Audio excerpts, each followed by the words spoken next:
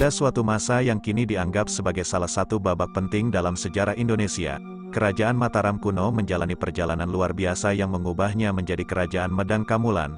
Namun, kisah ini tidak semata-mata tentang perpindahan pusat pemerintahan, melainkan juga melibatkan bencana alam yang menggoncang bumi Jawa Tengah. Pusat pemerintahan yang awalnya berada di Jawa Tengah harus berpindah ke Jawa Timur sebagai hasil dari letusan Gunung Merapi yang menghancurkan segalanya. Inilah yang membawa kelahiran Kerajaan Medang Kamulan, yang seringkali disebut sebagai Kerajaan Mataram kuno Jawa Timur. Kerajaan ini berdiri megah di sekitar muara Sungai Brantas, dengan ibu kota yang gemerlap, yaitu Wutan Mas. Wilayah kekuasaan mereka meliputi Nganjuk di barat, Pasuruan di timur, Surabaya di utara, dan Malang di selatan. Semuanya adalah bagian dari kerajaan yang baru ini. Pada awalnya, kepala yang menginisiasi perpindahan ini adalah seorang tokoh bijak bernama Empu Sindok. Dia menjadi raja pertama di Kerajaan Medang Kamulan dan mengemban tugas tersebut bersama permaisurinya, Sri Wardani Pukabei. Mereka berdua adalah tokoh penting dalam berdirinya dinasti Isyana, dinasti yang menggantikan dinasti Sanjaya dan dinasti Shailendra.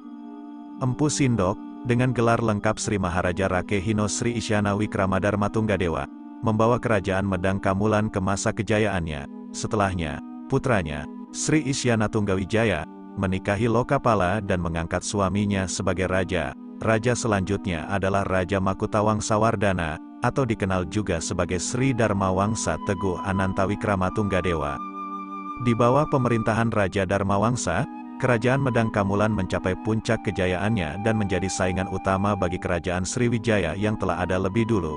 Namun, upaya serangan yang dilakukan oleh Raja Dharmawangsa terhadap Kerajaan Sriwijaya berakhir dengan kegagalan. Bahkan, kerajaan bawahan Sriwijaya membalas serangan tersebut dan mengakhiri pemerintahan Raja Dharmawangsa. Namun, kisah ini tidak berakhir di situ. Menantu Raja Dharmawangsa, Airlangga, selamat dari serangan tersebut dengan melarikan diri ke dalam hutan. Beberapa waktu kemudian, ia muncul kembali dan merebut kembali kerajaan tersebut. Airlangga menjadi raja dengan gelar Rakai Holu Sri Lakeswara Dharmawangsa Airlangga Teguh Ananta Wikramatunggadewa. Namun, tindakan Airlangga untuk membagi kerajaan menjadi dua untuk mencegah perang saudara malah mengakibatkan kemunduran. Jenggala dikuasai oleh Samarawijaya, sedangkan Panjalu dikuasai oleh Mapanji Garasakan.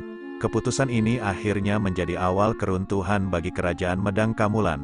Kerajaan Medang Kamulan mengalami kejayaan dan kemunduran yang tak terlupakan. Kisah ini menjadi saksi perjalanan megah dan dramatis sebuah kerajaan yang telah hilang di antara gemerlap zaman kuno Indonesia. Dalam abad ke-10, sebuah perjalanan yang penuh intrik dan epik dimulai di Tanah Jawa dengan berdirinya Kerajaan Medang Kamulan oleh seorang tokoh agung bernama Empu Sindok.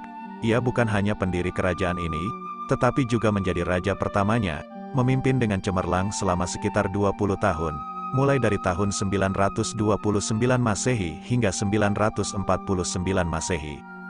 Kehidupan masyarakat di Kerajaan Medang Kamulan dibentuk oleh struktur hierarki yang kuat, dan kebudayaan berkembang dengan gemilang. Yang menarik, pajak-pajak yang dikenakan pada warga digunakan untuk merawat bangunan-bangunan suci, mencerminkan penghargaan terhadap spiritualitas.